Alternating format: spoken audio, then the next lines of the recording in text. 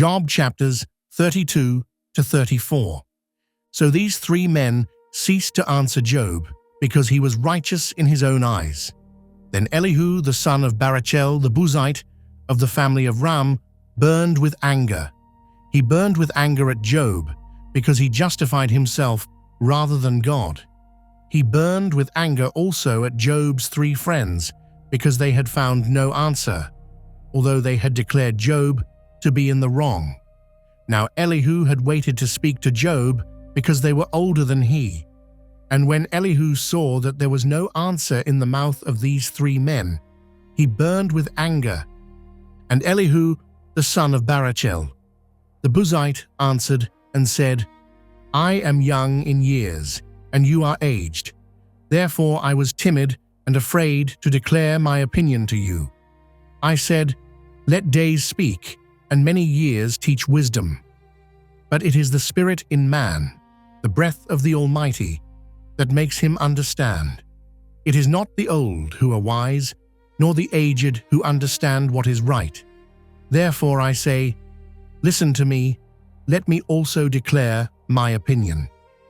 Behold, I waited for your words, I listened for your wise sayings, while you searched out what to say. I gave you my attention, and behold, there was none among you who refuted Job or who answered his words. Beware, lest you say, We have found wisdom. God may vanquish him, not a man. He has not directed his words against me, and I will not answer him with your speeches.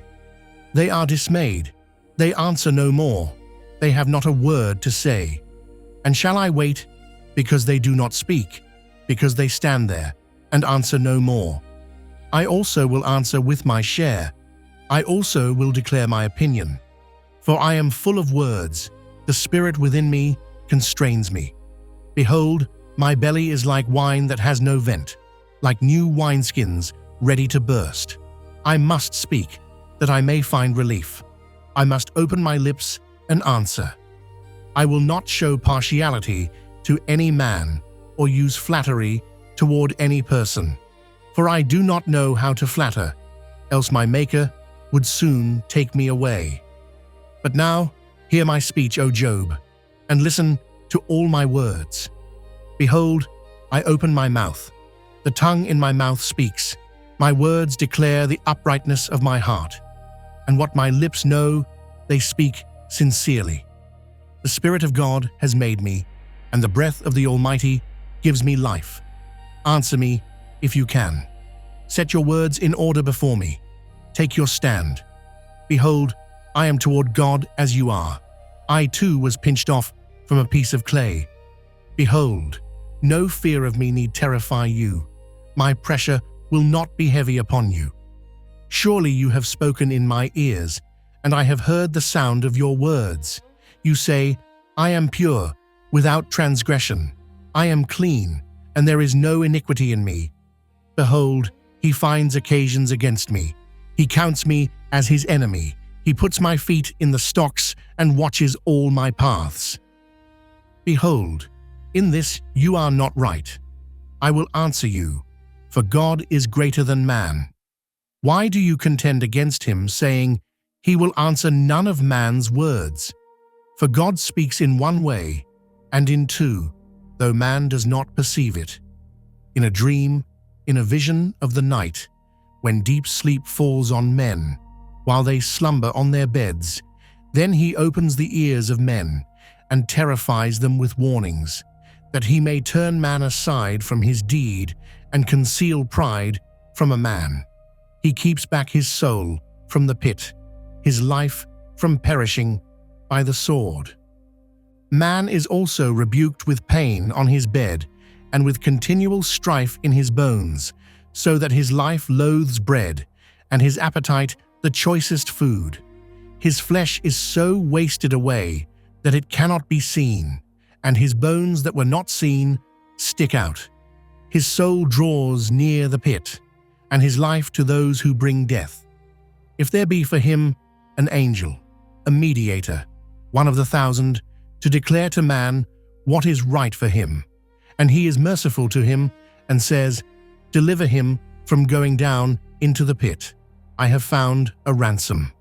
Let his flesh become fresh with youth. Let him return to the days of his youthful vigor. Then man prays to God, and he accepts him. He sees his face with a shout of joy, and he restores to man his righteousness. He sings before men and says, I sinned and perverted what was right, and it was not repaid to me. He has redeemed my soul from going down into the pit, and my life shall look upon the light. Behold, God does all these things, twice, 3 times, with a man, to bring back his soul from the pit, that he may be lighted with the light of life. Pay attention, O Job, listen to me, be silent, and I will speak. If you have any words, answer me, speak, for I desire to justify you. If not, listen to me, be silent, and I will teach you wisdom.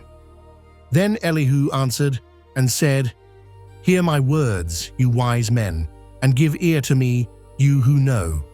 For the ear tests words, as the palate tastes food. Let us choose what is right. Let us know among ourselves what is good. For Job has said, I am in the right, and God has taken away my right. In spite of my right, I am counted a liar.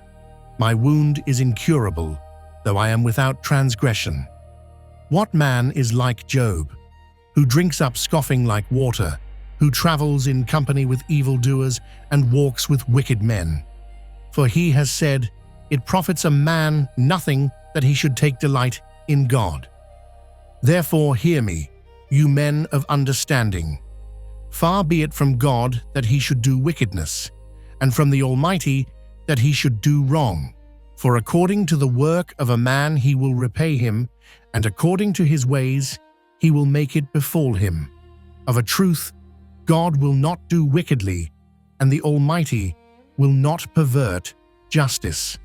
Who gave him charge over the earth, and who laid on him the whole world?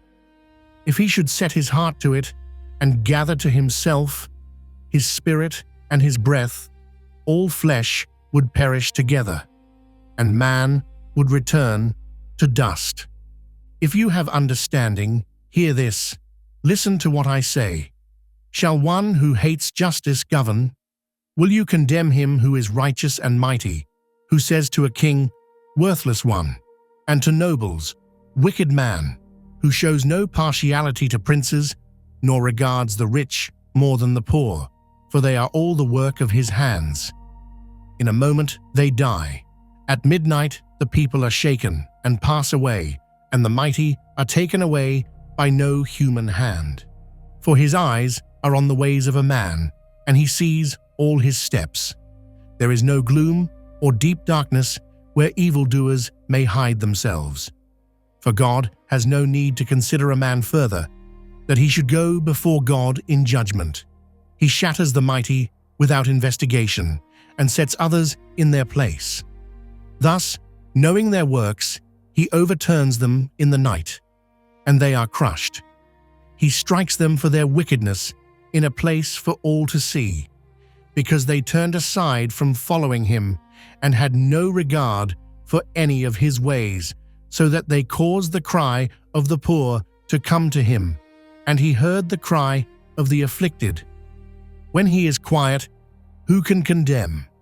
When he hides his face, who can behold him, whether it be a nation or a man? That a godless man should not reign, that he should not ensnare the people. For has anyone said to God, I have borne punishment, I will not offend any more. Teach me what I do not see. If I have done iniquity, I will do it no more. Will he then make repayment to suit you, because you reject it? For you must choose, and not I. Therefore declare what you know. Men of understanding will say to me, and the wise man who hears me will say, Job speaks without knowledge, his words are without insight. Would that Job were tried to the end, because he answers like wicked men, for he adds rebellion to his sin. He claps his hands among us and multiplies his words against God.